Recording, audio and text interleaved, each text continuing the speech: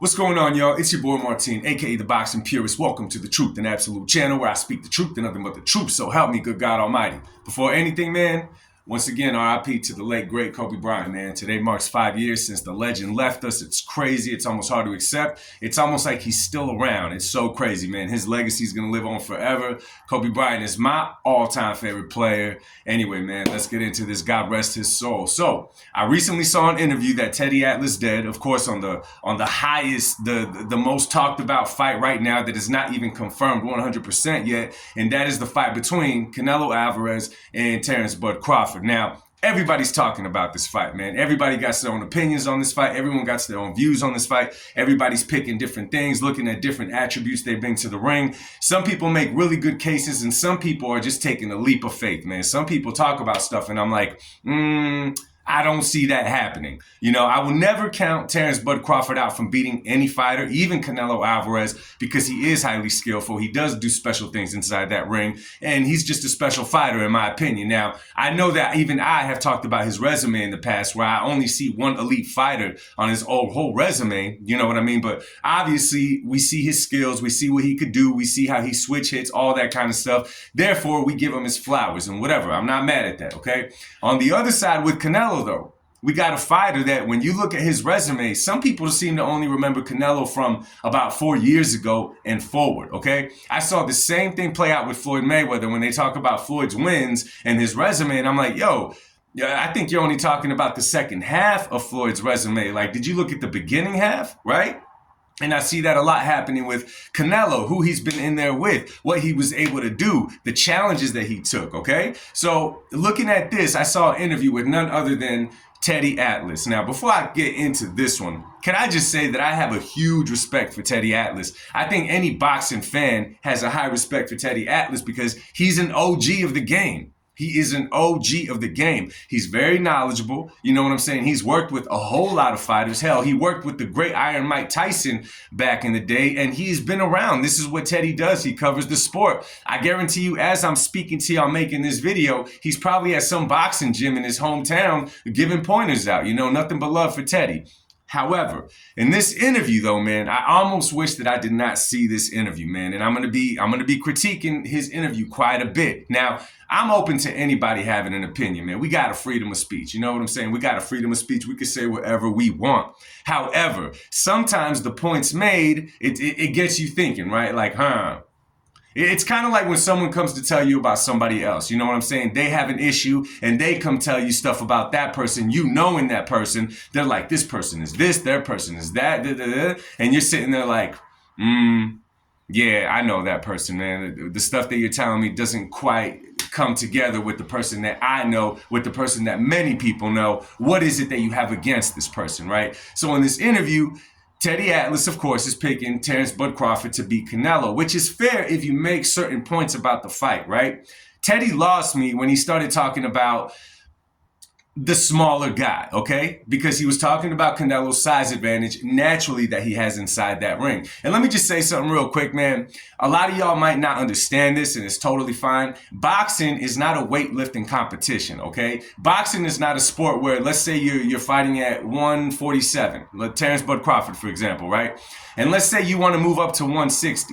It does not work in the sense of you go in the gym and you pack on 13 pounds of muscle. That would be like suicide in the boxing ring because it's going to work against you in the boxing ring. Ask Roy Jones Jr. He had his success, but it doesn't quite play out the way that you think it's going to play out by just packing on muscle because you're going to be burning more energy inside that ring, because your punches are going to be slower, because your arms are going to be heavier. It does not work out the way you see it. You might see a fighter on a scale and say, yo, he's jacked, he's big, all of this and that. Look at Jeff Lacey back in the day, but that does not equal that you're going to get huge and big and carry your same attributes into that weight class. So I don't know where I hear this talked about often. I wanted to throw it in there. So Teddy is talking about he'll have trouble with the smaller guy in Crawford, saying that Terrence Crawford will be faster, he'll be slicker, he'll be all of this. This is where I got lost.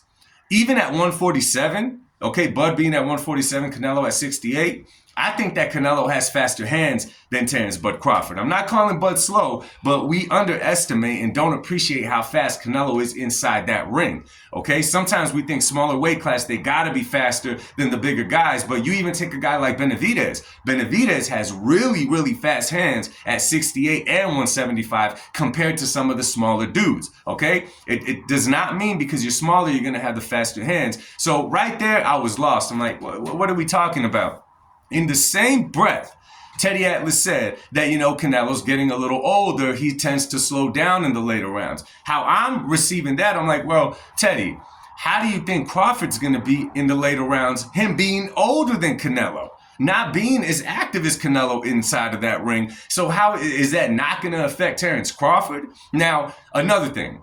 We all say that the blueprint is set for Canelo to be Canelo, right? We say that. Floyd Mayweather said it years ago. But again, the blueprint may be there, okay? You're talking about a Canelo that was at 152 to make that fight. It was a catch weight, which was 21 to 22 years old. Okay, whatever. We're talking about Floyd Money Mayweather here. Floyd Money Mayweather. I get it. Bud is special, but come on now. Comparing him to Floyd Mayweather, we got to stop that. We cannot use that argument, okay? And another thing, we're saying that Bud is all of a sudden going to turn into that kind of fighter. Is he capable of following a blueprint? Absolutely. Bud is special. But how do you think switching it up like that with 3 extra weight classes adding on him is going to affect him in the later rounds of a fight against someone like Canelo Alvarez, who is not a pushover and almost matches him skill-wise? So right there, I was lost when Teddy said that one. I was lost when he said that one. So I'm thinking to myself, why? Why make these points? If you want to make certain points, let me tell you something, okay? If I'm looking at this fight and I'm only looking at it one-sided, which means I'm looking at only how could Terrence Crawford beat Canelo Alvarez? Me personally, I'm looking at different things, right? I'm thinking you got to constantly disrupt Canelo's rhythm, okay? You got to throw with him, right? And at some point, you have to try to push him back a little bit, which is a lot to ask for a smaller guy coming up. Is Crawford capable of doing it? I'll give him the benefit of the doubt. Let's just say yes. We're forgetting now, Teddy did not mention now, if he's doing that, he is going to catch some fire coming back at him. How does Terrence Crawford react to the punches being thrown back by Canelo? Doesn't matter where he hits him. How does he react to that? We got to take that into consideration to completely wave it off like Teddy Atlas is doing. Again, it's like, bro, where are you speaking from, man? Are you speaking from a place of hate? Or are you keeping it real with this one, man? You know what I'm saying? So I didn't like that take, man. I didn't like it. Then he started using other analogies like Oscar De La Hoya versus Manny Pacquiao, which again is a horrible, horrible analogy. Let's be real with this one. Oscar De La Hoya made a lot of mistakes in that fight. One is that little IV that rehydrates them. Freddie Roach pointed this out, and you could go back and look at it, that he saw the markings on Oscar De La Hoya's arm and realized that he was not weight drained, man, but that he did that way too late. It's the reason that he told Manny Pacquiao to jump on him. Also, Manny Pacquiao at that time was in his prime, okay? He was in his prime, and Manny Pacquiao is quick as could be. What is Teddy saying? That Bud is going to go up to 168 and gain lightning fast speed, right? Or is he going to come into the fight with the 168-pound limit, being a smaller dude, giving up so much size that he would have to fight the perfect fight against Canelo?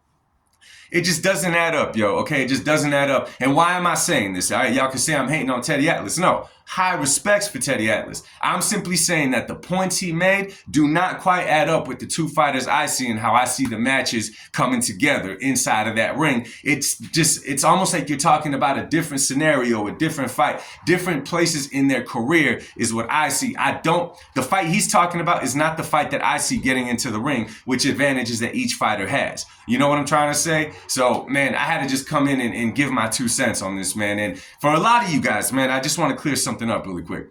A lot of times, and it's okay with me, I'm just clearing it up. They call me, oh, you're just defending this duck, right? Oh, you just got something against this one. Oh, you got something against this. Listen, above cover in boxing, okay? I like the truth to prevail, even if the truth is convicting me. I like the truth to be out loud rather than anything else. So when I see certain fighters making certain comments or a certain analyst saying certain things that are not coming from a place of truth, they're just coming from a place of dislike or hate, whatever you want to call it, Those are the things that I like pointing out. Nothing against them, okay? Nothing against them. If the truth, you know what I'm saying? If the truth convicts you, your problem is not with me, it's with the truth. You know what I'm saying? Anyway, yo, drop a comment down below. Let me know what y'all think of the interview, if you saw the interview. And once again, man, rest in peace to the late, great Kobe Bryant, man. Y'all enjoy your day. Much love, and God bless y'all. Peace.